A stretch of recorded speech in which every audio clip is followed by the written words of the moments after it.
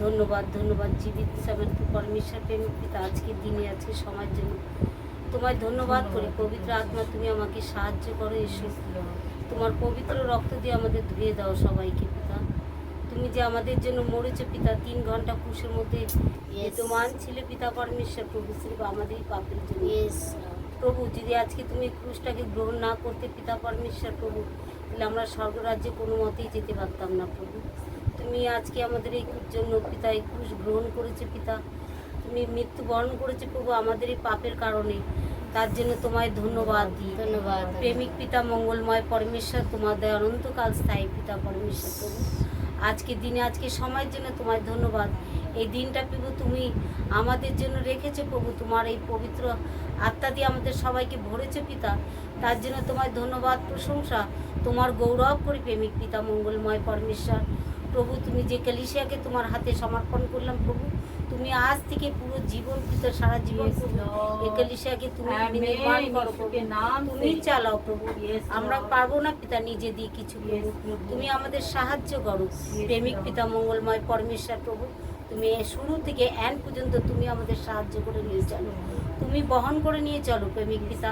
তুমি বলেছো তোমার মায়ের পেট থেকে তোমাকে বহন করে বৃদ্ধ বয়স অব্দি পাকা চুল পর্যন্ত তোমাকে বহন করে নিয়ে চলো প্রভু। আমাদের প্রত্যেকজনকে তুমি বহন করে নিয়ে চলো তোমার পবিত্র আত্মাতে, আমাদের সবাইকে প্রত্যেকটা বাল বাচ্চা পরিবারকে সবাইকে তোমার আত্মাতে ভরে দাও পিতা। যতজন এসছে এখানে পিতা প্রভু প্রেমিক পিতা, আজই যেন সবাই মন পরিবর্তন করতে পারে প্রভু, তুমি আমাদের সাহায্য করো প্রেমিক পিতা। আমাকে তুমি বলতে সাহায্য করো, তুমি ঠোঁটকে পিতা তোমার হাতে সমর্পণ করলাম, এই শরীরকে তোমার হাতে সমর্পণ করলাম পিতা। আমাদের জানেন যেন যদি গলতি গুণ অপরাধ হবে পিতা, আমাদের ক্ষমা করো প্রত্যেক জন্য পাপ অপরাধ প্রভু, তুমি আমাদের ক্ষমা করো, যেন পবিত্র তোমার বচন বলতে আমাদের সাহায্য করো পিতা। তুমি তোমার পবিত্র রক্ত দিয়ে আমাদের ধুয়ে দাও, তুমি শুনলে প্রার্থনা, তার জন্য ধন্যবাদ। তুমি করে দিয়েছো তার জন্য তোমার মহানামে ধন্যবাদ প্রশংসা তোমার গৌরব করি প্রেমিক পিতা। আজকে যে বচন পিতা পরমেশ্বর প্রভু তুমি যে আমার জন্য রেখেছো তার জন্য তোমায় ধন্যবাদ দিই। আর বিকেল লুকরুচিত মার্কের 15:46-44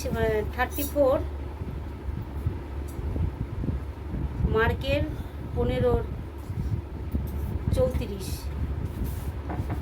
আর বিকেল 3টের দিন যিশু উচ্চস্বরে চিৎকার করে বললেন, এলি এলি লামা সাবাকথানি, অর্থাৎ ঈশ্বর আমার ঈশ্বর আমার তুমি কেন আমায় পরিত্যাগ করেছ।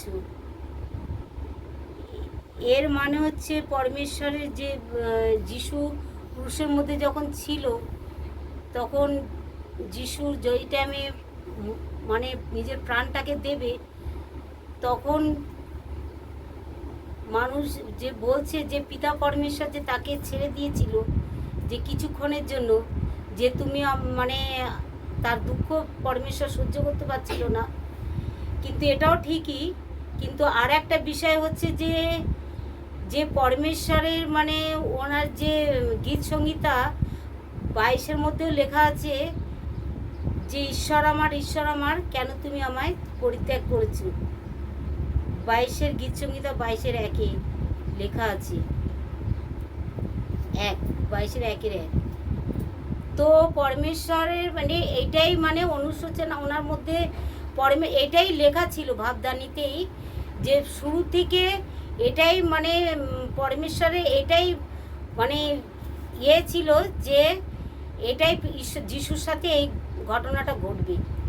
যিশুর সাথে এই ঘটনাটা ঘটবে, কিন্তু এটা যখন যিশু জন্মানোর পূর্বেই এই মানে বিষয়টা লেখা হয়েছিল, যিশুর জন্মার আগে, যে যখন রাজা দাউদ গীত গাইতে তখন এই বাক্যটা বলেছিল যে তুমি কেন আমাকে ছেড়ে দিচ্ছ। কিন্তু এটা পুরোটাই আছে, যিশয় 53তেও আছে যে তুমি কেন আমাকে ছেড়ে দিচ্ছ। তখন যিশুর আমি বলতে পারছি না যে যিশুরই এটা পরমেশ্বরেরই ইচ্ছা ছিল যাতে যিশু এইভাবে আমাদের জন্য মৃত্যুবরণ করে। আর যদি এটা না করতো, যে আমরা কেউ স্বর্গরাজ্যে যেতে পারতাম না। যিশু এই পাপ আমাদের জন্য না তুলে, যে এত বোঝ, আমাদের সমস্ত পাপের বোঝ, যেখান দিয়ে আমরা এসেছি সেই রাজ্যে আমরা যেতে পারছি না বলে পরমেশ্বরই এটা স্থির করেছিল যাতে আমরা পাপ থেকে উদ্ধার পাই। তাই জন্য যিশুকে ওনাকে ওনার পুত্রকেই দিয়েছিল। অনেকেই এসেছিল এটাকে পাপের উদ্ধার পাওয়ার জন্য, আমাদের জন্য, কিন্তু কেউ পারেনি। লাস্টে নিজের পুত্রকে দিয়ে দিয়েছিল যাতে আমরা যেন পাপের থেকে উদ্ধার পাই। যে একমাত্র উনি বিনা মায়ের সন্তানই হয়ে এসেছিল বলেই, তাই জন্য এই যিশু এই পাপের ভারটা আমাদের নিতে পেরেছেন। আর আমাদের সমস্ত পাপের বোঝ উনি নিয়েছেন বলে আমরা স্বর্গরাজ্যে যেতে পারি।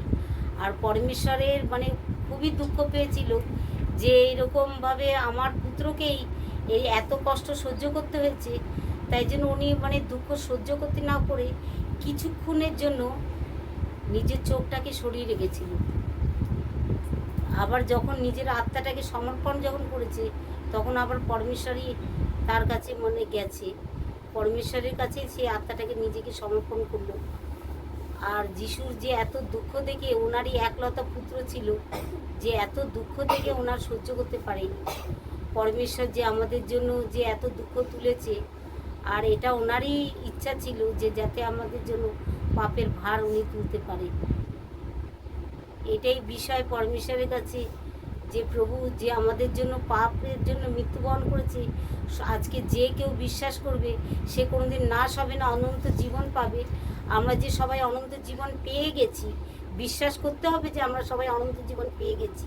তার জন্য প্রভুকে ধন্যবাদ দিই যে আজকে যদি উনি আমাদের জন্য না মরতো, তাহলে আমরা এই অনন্ত জীবন পেতাম না। তার জন্য প্রভুকে হৃদয় দিয়ে মহানামে ধন্যবাদ আর প্রশংসা তোমার গৌরব করি।